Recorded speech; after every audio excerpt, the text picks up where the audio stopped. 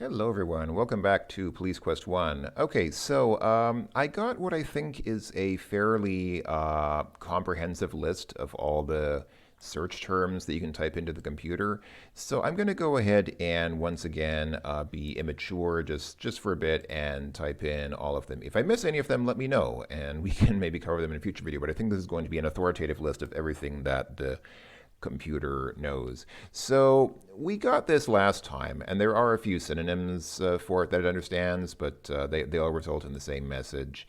And we did this, and yeah, it understands a couple of words for that. What else was there?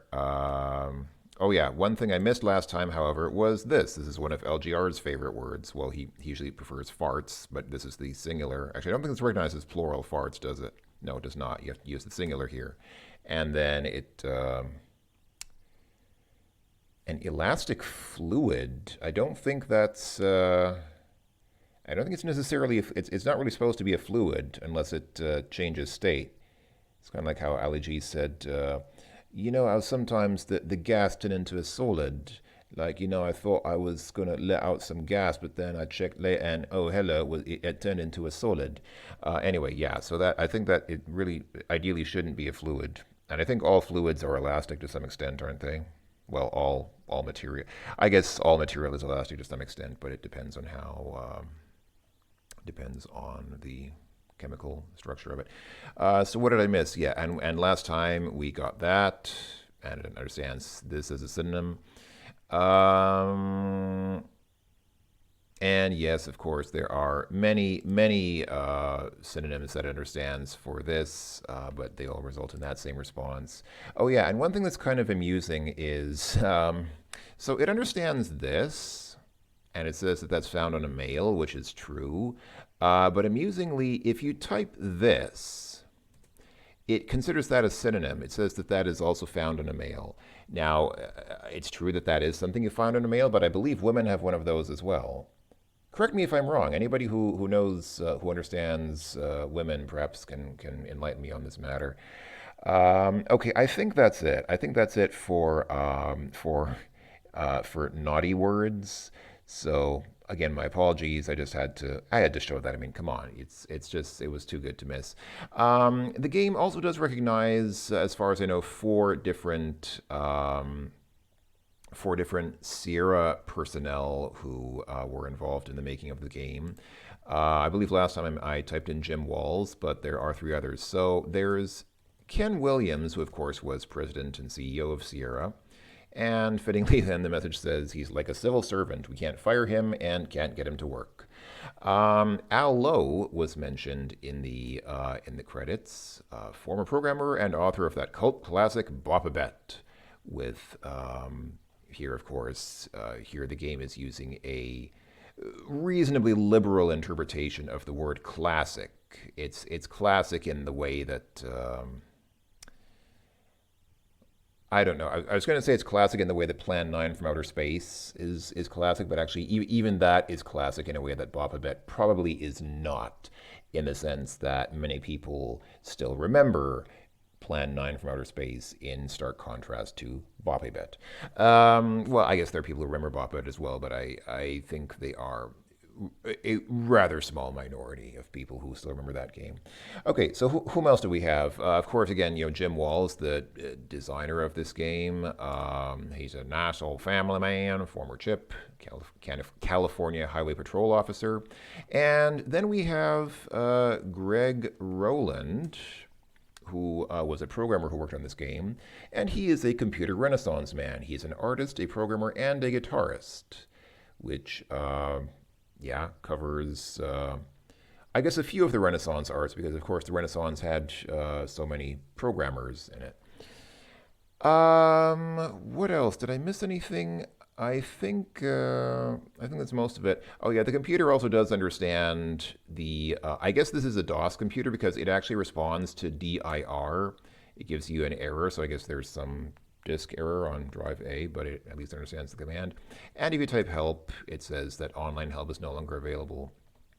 I don't know if this is a reference to Sierra Online because Sierra's original name was Online Systems, but that's probably stretching it to assume that that's a reference to that. It probably isn't. Anyway, let's go ahead and quit out of here for now. I think those are all of the sort of special extraneous things that you can look up on the computer. There are definitely other things that you can look up on the computer, but they are plot related to the game, so I don't want to look them up now because, that would be spoilers. So let's look that up when it actually becomes pertinent to do so. Okay, so that's it for the computer for now. Let's go ahead and restore that game that I saved. Surprise! By the way, I am. So the last video, in my opinion, looked pretty bad, and I think many of you will probably agree with me. The problem with the game, hold on, let me just pause this for a second. The problem is OBS, which I'm using to record this, it really is not made for relatively low color depth, pixel arted kind of games like this because of the compression. It makes games like this look incredibly blurry. So what I'm doing on this video, and what I'll probably do in the future is I'm recording at double resolution. So the last video I recorded at a resolution of 705 by what was it? 705 by I believe 460. I believe that sounds right. And this video I'm recording at double that. It's 1410 by 920, which doesn't necessarily make a whole lot of difference to how the video looks in terms of size because it'll be scaled automatically, but it does cut down on the dithering and artifacting, which leads to an extremely blurry appearance that we had in the last video. The last video was so blurry it's kind of painful to look at, in my opinion. So I hope that this video looks better. Anyway, let's go ahead and get back to the game. So real quick, I just wanted to point out something because it might not be obvious. If we look at what we have in our inventory, remember when I got the tool belt? So it was pretty obvious that our revolver was on the tool belt. What might be less obvious, it wasn't obvious to me, is picking up the tool belt also gets our handcuffs. So by getting the belt, you get the revolver and the handcuffs in one command. So we've got our revolver here. Let's take a look at it. Oh, okay. It says your handcuffs are stored in a pouch on the gun belt. Okay, that's fine. But okay. But you had to look at the gun to kind of, well, I mean, I guess or you could just see in your inventory that you had the handcuffs. So anyway, okay. So last time when I made the previous video, I wasn't going off a walkthrough or anything.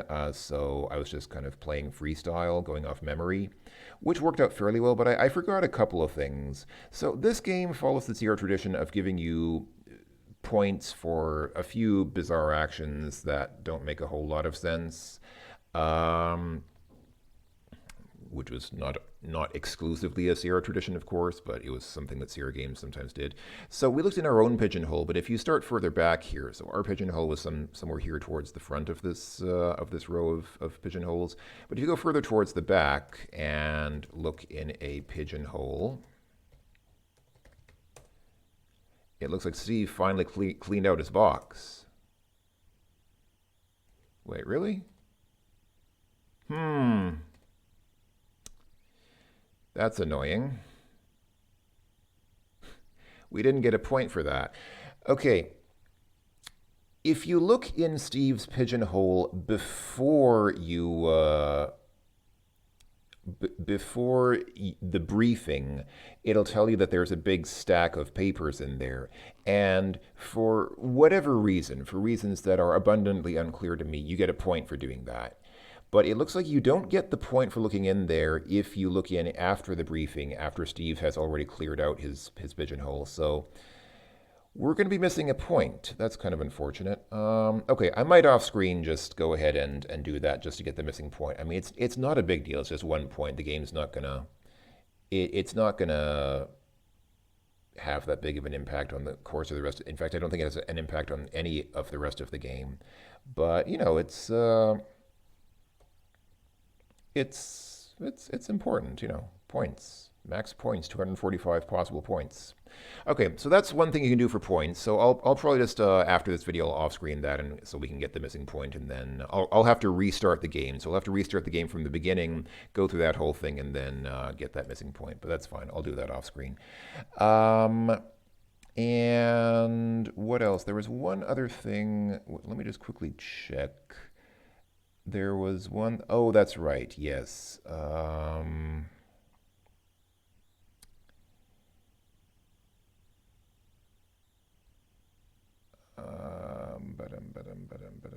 I think. Wait, is that right?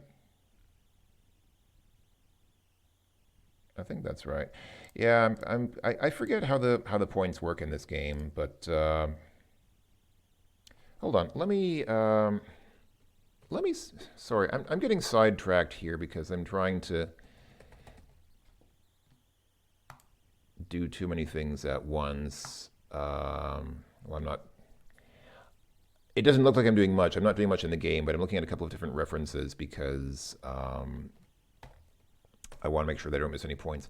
Let me just go ahead and restart the game quickly and just make sure that I didn't imagine getting that point. I really don't think that I did, but rather than seem like a complete idiot, even though I am, let me just quickly check what happens if we just first thing in the game right away just go straight into the briefing room here and look in that pigeonhole.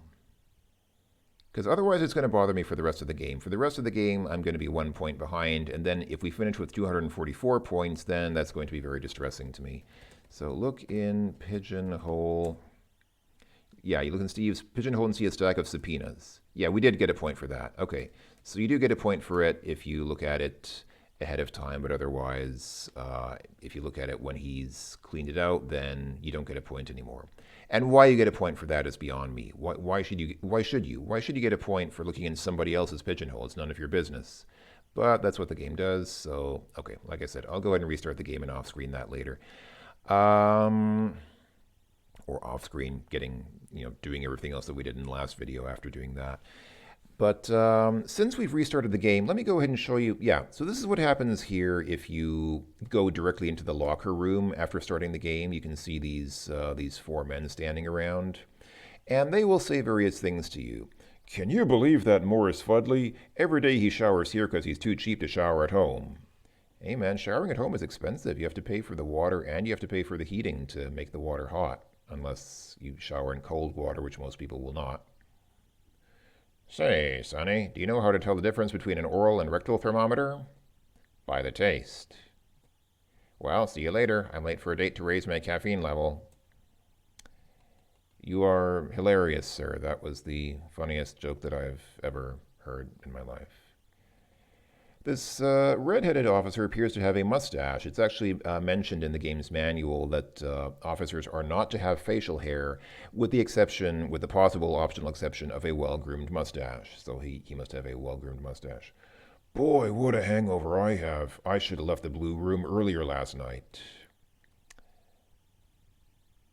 Perhaps you should trim your mustache, sir. That might, well, no. Okay, mustaches don't give you a hangover. Hey, man, what are you staring at?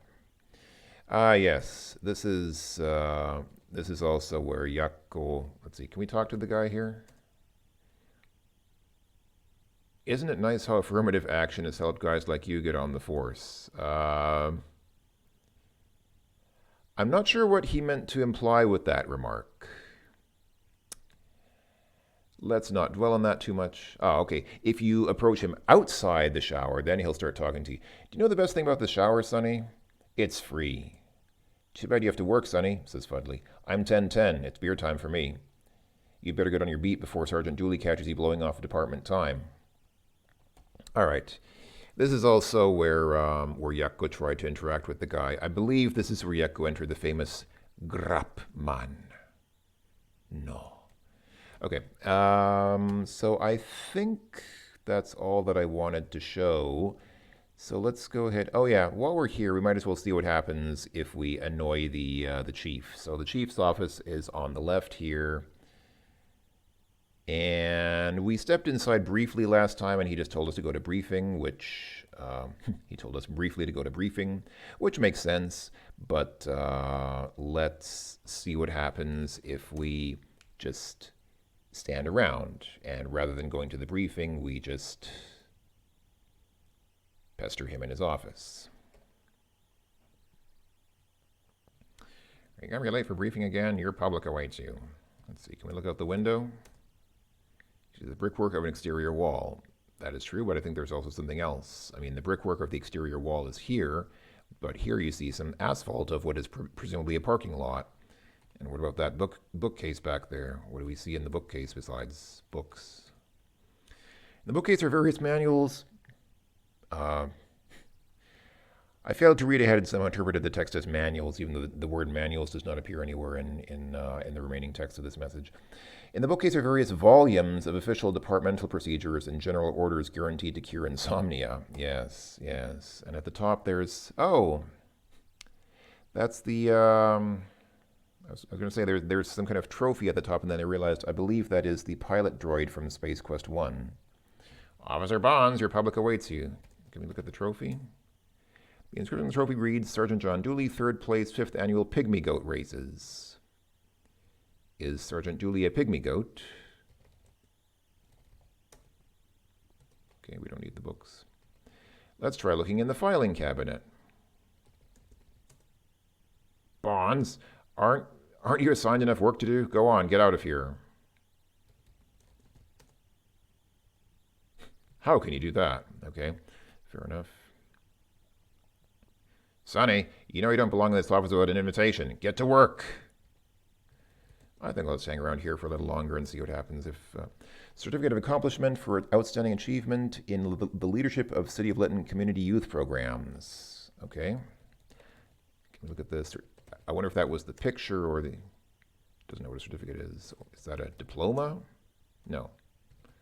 Paper? You don't have it. Look at the wall. The wall's too far from holding the ceiling. Oh, come on, man.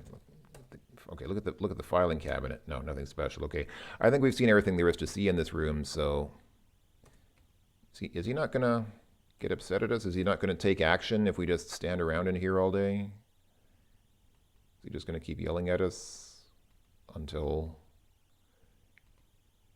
all eternity? I'll wait for one more message, and if he doesn't say anything more after that, then I'll just...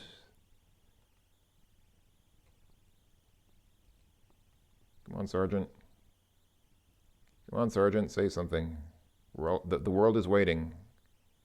He just says the same thing. Okay. I thought that eventually he would fire us and say, you know, you're fired for being useless or insubordinate or whatever, but apparently he did not. Okay, that's fine. Okay, so one other thing that we need to do to get points, which I neglected to do. Let's go ahead and open up that briefcase, which we took from our locker. And the briefcase in the game doesn't seem to make a sound effect when you open it, but it will make a sound effect when we close it. So anyway, let's go ahead and take a look. It actually takes us to a whole different screen. So the briefcase contains our pen, a notebook, and the official LPD ticket book. So let's go ahead and get those things. Let's take the pen, which was a high school graduation gift. Let's get the notebook, and let's get the ticket book. Calls it a pinch book. Okay, let's go ahead and close the briefcase. And if you listen very carefully, that sounded like a car door closing. I think they use the same sound effect for closing car doors in this game. Okay, so what you can do after getting those things, you can say write notes. And it will ask you what notes you want to write. So let's go ahead and say, I like pizza. And I think you have to write 3 notes. So let's go ahead and say, and chocolate milk too. I want some chocolate milk. And what's the 3rd note?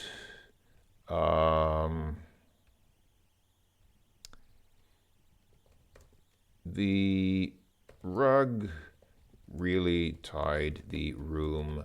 I don't have the next. Okay, that's fine. Whatever. And we got points just for doing that. You get points just for writing random nonsense in your notebook. So why not? Okay, now we're ready to finally leave here and continue on with the game. I'm sorry that took so long, but I just. Oh wait, we need to explore more. There's still this hallway here. really quickly. I think there's not much interesting here. Let's just quickly see what is here. This is, oh, the narcotics office where undercover cops roam. There are two desks, a file cabinet against the rear wall, and a bookcase in the far right corner. Okay. Oh, and this is Laura Watts, whom we saw previously in the computer room, who says, you better not let Lieutenant Morgan or Sergeant Dooley catch you killing time in here. So there's nothing to do here now, but you can probably imagine this room will become relevant to us later in the game. Bit of foreshadowing. Let's look at the picture here on the wall. A group photograph of the Lytton Superior Court justices hangs on the wall.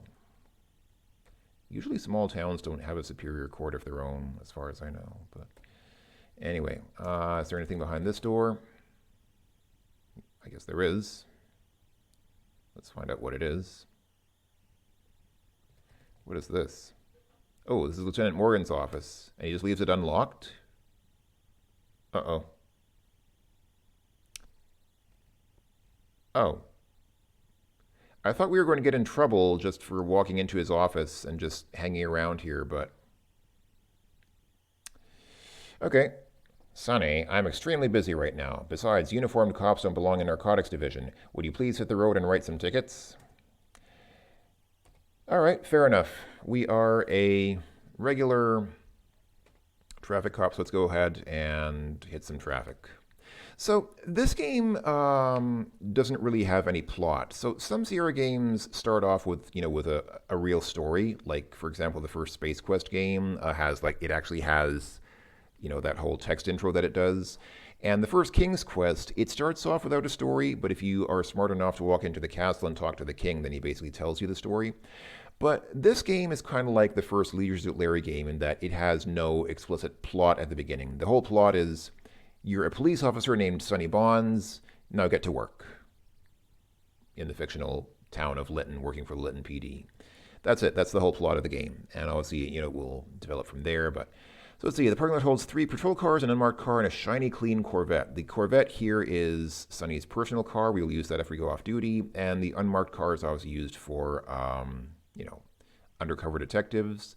But let's see if we can get into a patrol car. I think that the game will only let you get into one patrol car, but let's see. If I say open door, yeah, you don't have the keys to this car. I think we only have the keys to the bottom car. But let's just check.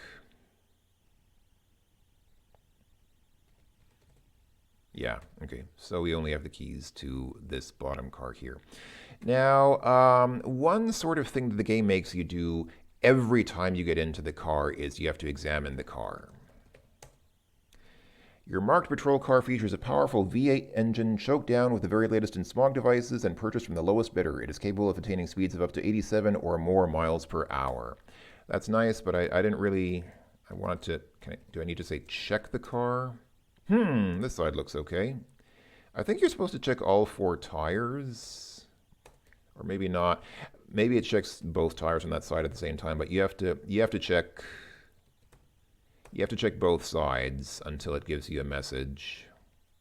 There we go. Having performed the prescribed walk-around safety check of your vehicle, you're now ready to hit the streets. If you don't do that, let me just pause the game for a second. If you don't do that, you get a flat tire as soon as you drive out, and then the game ends. Because, it's totally impossible. If you get a flat tire, it's not possible to replace. It means that you're stranded out on the road for the rest of your life. So make sure that you never get a flat tire because, yeah, especially if you're a police officer driving a patrol car because they can't fix that. Okay, let's go ahead and open the door and get in. And close the door. Nice sound effects. Wow, those sound effects are awesome. Okay, can I just say drive? Or do I need to start the engine first?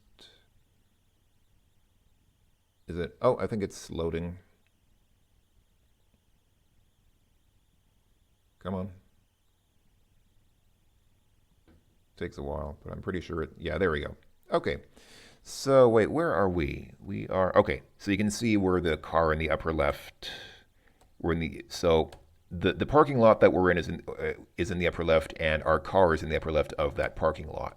So I think all we have to do for now is just drive around. And if I remember right, the PC version uses F4, F6, F8, and F10 to control the car's different speeds. So let me just see which keys are usually unused on old Sierra Adventure. So I guess they used those keys because those were free. Those were the 4 keys that were unused for other purposes. So let me just see if I press what? Why did I did not press anything?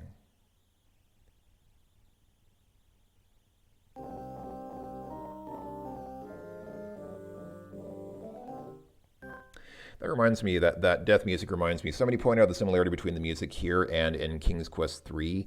I believe that the music for this game and King's Quest III were both games were scored by Al Lowe's wife, as you saw in the credits to the game. And that also reminds me, a couple of people corrected me on the previous video where I said that Mark Crow and Scott Murphy, 2 guys who worked on this game, went on to do Space Quest. That is also not quite accurate. They had already done the first Space Quest game a year before this game came out, so actually they had already attained fame and success with Space Quest before going back to programming and doing artwork for Police Quest 1. Why did the car deviate like that? I did not press anything. Well, I had Shift held down. I was holding down the Shift key, but I did not press any direction key. That is kind of bizarre. That's annoying. That means we'll have to go through all that other stuff again. Wow, and this video is already over 26 minutes long. We're not making good progress here. This video's not gonna... Okay, let me go ahead and quickly just do all that stuff again. So open... It works better if you spell it correctly, obviously. So we get the briefcase.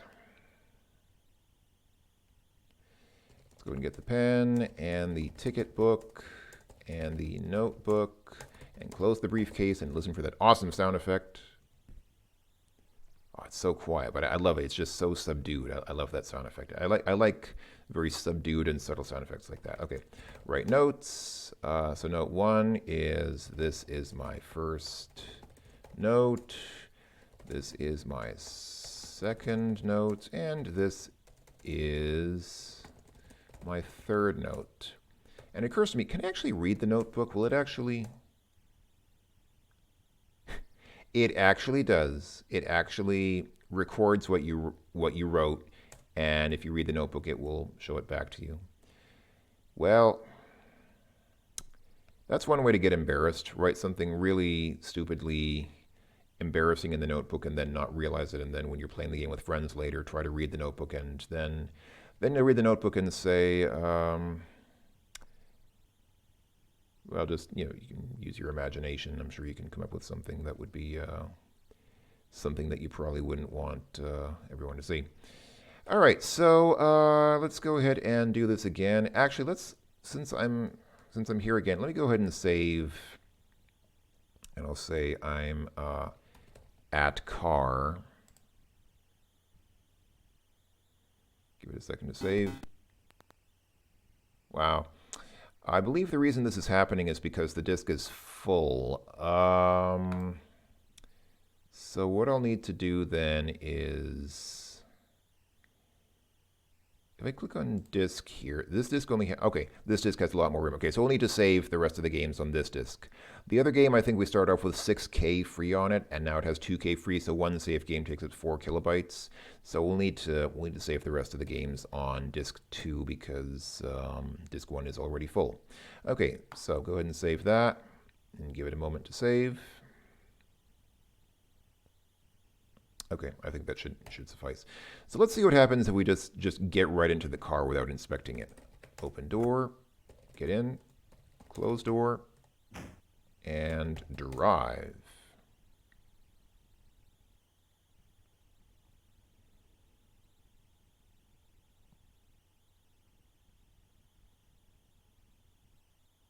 And yeah, it takes a very long time to load the map screen for some reason. I really don't know why. There we go.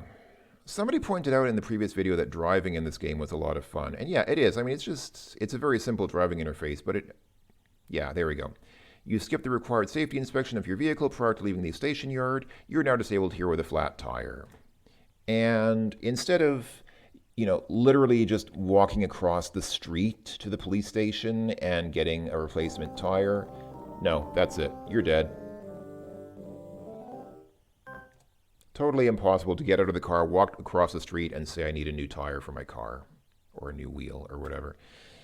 Okay, so by the way, I relatively recently saw an interview with Al Lowe. He was actually on the Retro Man Cave channel, which is a very recommendable YouTube channel if you're British. I say that because it focuses a lot on things like the ZX Spectrum, which is a computer that was mostly of interest to British people. It was not really very well known in the rest of the world. I just mean it's the guy who does the channel. He's a very nice guy, but he does focus on a lot of stuff that was specific to the UK and was probably not very well known outside of the UK. But it's definitely worth a look. He did an interview with Al Lowe, and let me go ahead and examine the car. No, I want to check the car, not just, there we go. This side looks okay. I think we don't need to check all 4 tires. Even though we got a flat tire, we don't need to individually stand in front of the tires, and we just need to check each side of the car. And then when we finish walking around the car, yeah, there we go. Now we're ready to hit the streets. So, the guy who does the channel, I believe his name is Neil, he asked Al Lowe exactly about this scene. Let's open the door. Oh, what an awesome sound effect. Actually, I think that's the sound of closing the briefcase. So maybe closing the briefcase makes an open door sound effect. No, not close. Get in. Now close door. And now drive. So, Al Lowe is known for kind of playing tricks and pranks on his users or on gamers who play his games. So Neil asked Al Lowe, "Were you responsible for this? Did you think that it would be a cool prank to play on gamers, making them have to examine the car every time they go driving in that game?" And Al Lowe said, no, that was actually Jim Wall's idea. Jim Wall's original idea was to have the game be much more like a real police procedure, like a real proper simulation of how cops are supposed to operate. And I was the one who actually had to rein that in and say, no, Jim, a computer game doesn't work like that. A computer game is supposed to be fun. You can have some procedure, but the whole game can't just be procedure. There has to be some drama in it as well. So let me just see here. If I press Shift 6 now, am I going faster? The Apple II GS is sufficiently slow that I don't really perceive an appreciable difference in the speed of the car, but okay, now it's definitely going faster. So with Shift 8, yeah, it's definitely going faster when you press Shift 8. And I think it might be, it's kind of hard to tell. Let's wait until the next screen loads. I think I don't really see the light on the top flashing, to be honest, but I think it's supposed to be, because I think at this speed, I think with Shift 8, at the Shift 8 setting, you can pull over cars, and then Shift 0, I guess, here. Yeah. That, of course, is code 3, responding with lights and siren. But I thought you could pull over other cars with Shift F8 as well. Let me try it. Let me hit Shift, not Shift F8, but just Shift 8. Yeah, there we go. The light is flashing. And if I try to pull up behind this guy, is he not going to pull over? Oh, he just disappeared. I remember it a little bit differently from how it's actually working, because So Shift 4 is the regular speed, the regular base speed that you start driving with. Shift 6 makes you go a little faster. Whoops. Okay. Well, that was my fault. That was just I drove into the curb. Come on, give me the. Actually, it doesn't. I could have just restored the game, but. I like that music. So yeah, so you start off at the speed that you get when you hit Shift 4. Then Shift 6 makes you go faster, but still normal operating procedures. And then, oh, that yellow car is actually stopped because we're stuck in the middle of the road. So he's actually stopped waiting for us to clear, which will never happen now. So Shift 4 and F6 are the basic modes of operation. Shift 6 is just a little bit faster. Of course, on the PC, it's F4 and F6, but I'm using the key strokes used on the Apple IIgs. Shift 8 turns on the flashing lights, but not the siren. And I think you can pull over cars in that mode. And then Shift 0 or F10 on the PC turns on the siren as well. And then you can, on that setting, you can also run through red lights. If you run through a red light during regular driving, you'll end the game instantly. But you can just run through red lights. You can just blast through red lights anytime you want if you use the siren. So I'll need to figure out what to do at this point. I believe that what's supposed to happen is you're supposed to see a speeding car at some point, or a car that runs a red light or something like that. But that didn't happen, so I'm not sure if I just didn't play long enough, or if I did something wrong, or if I need to go somewhere else. I'll need to figure out what I'm supposed to do.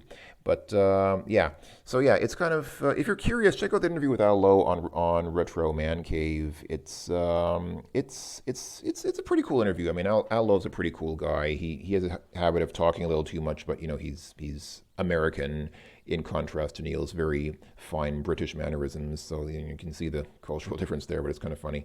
And yeah, he talks about this game and talks about how he had to actually, keep Jim Walls from making this a much more technical, much more procedural game. And I wanted to mention, because I said at the beginning of this game, when talking about the title screen, I said, because you saw those bullets showing up right away, like the very first thing that happened was you saw the bullet holes show up and heard the gunshots. And a couple of people actually said in the comments, despite what's happening in America right now, you shouldn't be anti-police. Like, the message is not that police are bad. And I certainly didn't want to give that message. I mean, I'm not against police in any way. I'm not against police having guns. I realize that police officers need to defend themselves. I'm okay with police carrying guns. My point is just that there are some things happening right now where, the conduct of police officers is something worth understanding, I think, because police, the police are an entity that affects us all. At most of us will have at some point in our lives, will have some dealings with the police, and it is interesting to see how the police operate, how they perceive themselves, and how others perceive them. And so that's kind of what I meant by that. I certainly didn't mean to criticize the police or the idea of police carrying guns. I'm okay with that, but I do find it interesting. I wonder whose idea it was that the first thing you see in the game is gunshots. I don't think that was actually Jim Wall's idea, because cops don't generally want to see themselves as, trigger happy. They want to get away from that negative stereotype of them being just trigger happy gun nuts who are just hoping to shoot somebody. That's exactly what cops don't want to, be portrayed as. So I think that some game designer or director who was working on this game probably thought that would be a cool dramatic touch to put in the intro sequence. I don't think it was the actual cops' idea. That's just my presumption. I don't know whose idea it was, but anyway. So yeah, sorry, I've talked on way too long as usual. We didn't really get very far in this, but I mean, we did at least get out onto the street, so I guess that's a reasonable start. So next time we'll see each other back here in the driving section, and we'll figure out what we need to do after that. So thanks for watching, everyone. I hope that it was entertaining. Again, apologies for talking too much, but next time we'll get some real action here on the street. So until then, I'll see you next time here in Police Quest. And in the meantime, have a great week, everyone, and bye-bye for now.